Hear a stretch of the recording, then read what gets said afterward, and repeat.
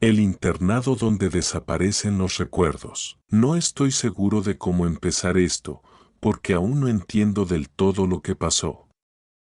Pero lo que voy a contar es completamente real. Me llamo Gabriel, y esto me ocurrió cuando tenía 17 años, en un internado bastante exclusivo en el norte del país. Me gané una beca para estudiar ahí, y al principio pensé que era la mejor oportunidad de mi vida. No tenía idea de que estaba entrando en un lugar que jugaría con mi mente hasta el punto de hacerme dudar de mi propia identidad. El internado. El internado se llamaba San Hilario. Estaba en medio de un bosque espeso, aislado de todo. No había cobertura celular y el wifi era prácticamente simbólico. Teníamos clases normales, matemáticas, historia, biología, pero el ambiente era diferente. Todo era demasiado silencioso. Los profesores hablaban bajo, los estudiantes no hacían mucho ruido, y había una sensación constante de vigilancia. En los pasillos, en el comedor, incluso en el baño, era como si alguien siempre te estuviera mirando. Me asignaron a la habitación 14B. Mi compañero de cuarto se llamaba Iván. Era simpático, reservado, y parecía llevar más tiempo ahí. Me ayudó a adaptarme los primeros días. Solíamos charlar en la noche antes de dormir. Me hablaba de las reglas no escritas del lugar: no te quedes fuera después del toque de queda, no mires directamente a los espejos del pasillo principal, y nunca respondas si alguien te llama por tu nombre durante la madrugada. Pensé que eran bromas para asustarme, pero no lo eran. La primera semana pasó sin incidentes. Pero en la segunda, Iván desapareció.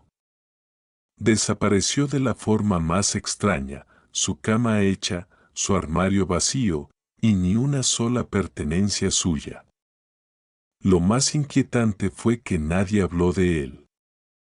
Al día siguiente, todos actuaban como si nunca hubiera existido. Pregunté a un profesor y me dijo que siempre había estado solo en esa habitación. Literalmente me trataron como si estuviera inventando cosas. Revisé el registro del internado, y su nombre no estaba. Creí que estaba perdiendo la cabeza. Agujeros en la memoria. Poco a poco, empecé a notar cosas raras. Un cuaderno con dibujos que llevaba días haciendo, desapareció. Pregunté al personal de limpieza, y me dijeron que jamás habían visto ese cuaderno. Pero lo más raro fue que no podía recordar qué había dibujado exactamente.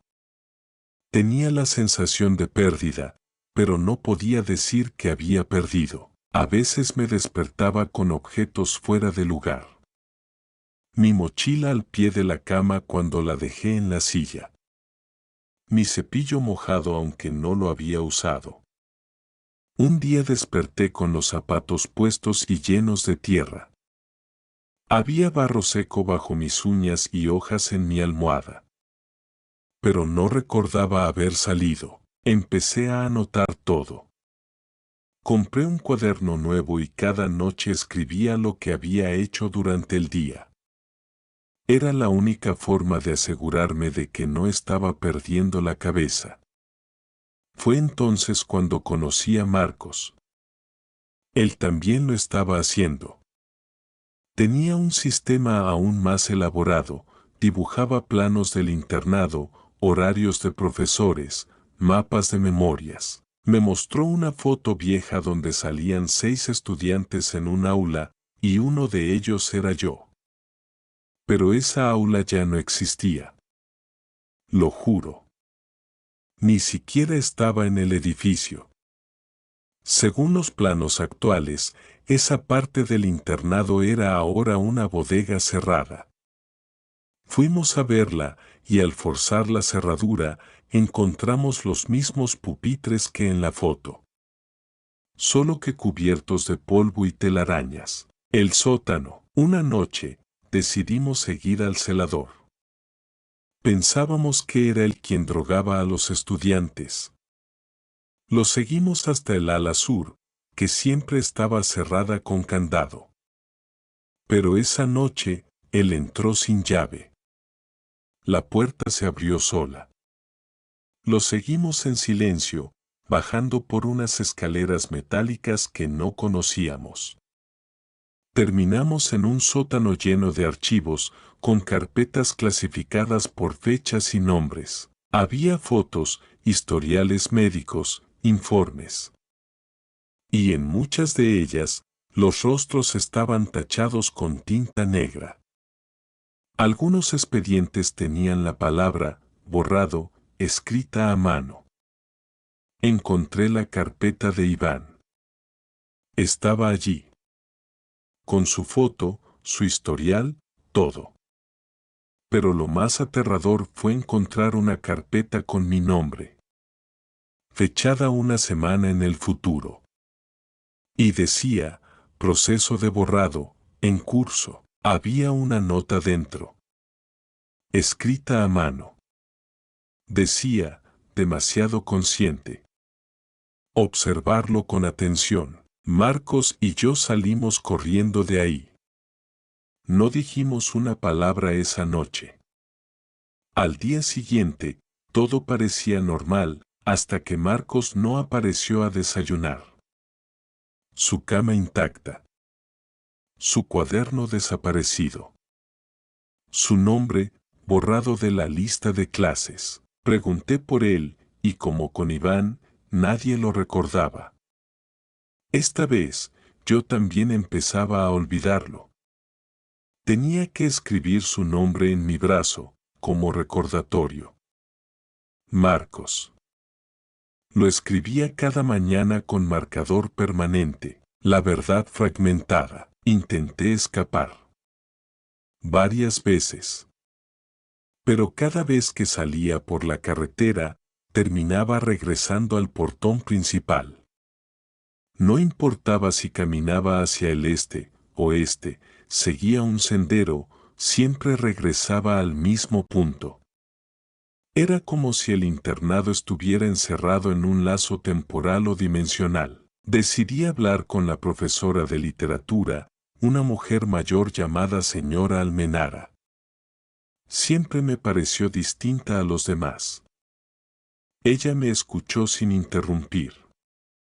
Al final, dijo algo que me heló la sangre. La mayoría no se da cuenta. Tú sí. Pero cuidado, ellos ya te marcaron. Le pedí que me explicara, pero se limitó a sonreír con tristeza. Me dio un libro, La teoría del huésped, un manuscrito viejo, sin autor. En él se hablaba de instituciones que eran anclas de realidades alternas, donde algunas entidades usaban a los humanos como baterías emocionales, extrayendo sus recuerdos a cambio de estabilidad estructural. Pensé que era ficción, pero parecía una descripción exacta de lo que vivía. Esa noche me desperté gritando.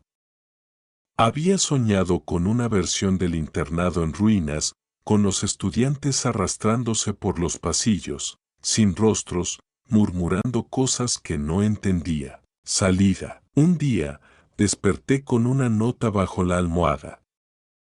No era mía. Decía, recuerda lo que eres. No eres un estudiante. Eres un testigo.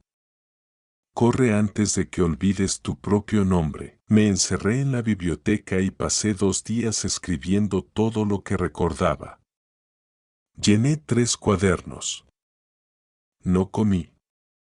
No dormí. Solo escribía. Tenía que dejar constancia.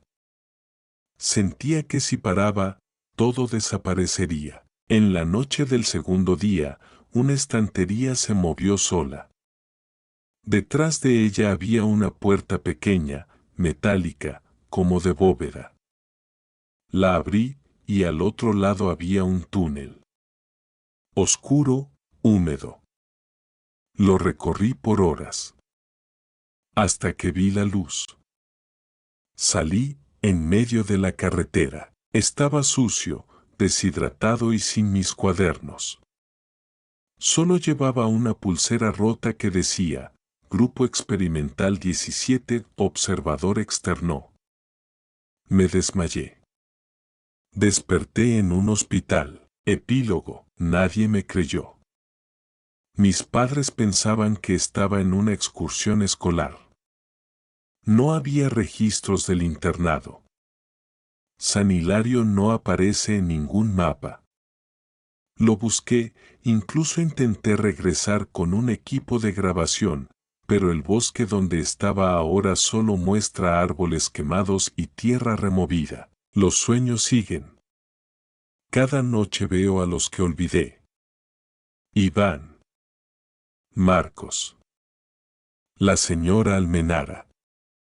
Y algo más, algo que nunca pude ver con claridad, pero que siempre estaba observándome desde los rincones oscuros del internado. Tal vez fue real. Tal vez aún sigo allí, atrapado en otra capa de esa dimensión. Tal vez tú, que estás escuchando esto, eres el siguiente testigo. No ignores las cosas que olvidas. A veces, son las más importantes. Y recuerda, si alguien te llama por tu nombre en medio de la noche, no respondas.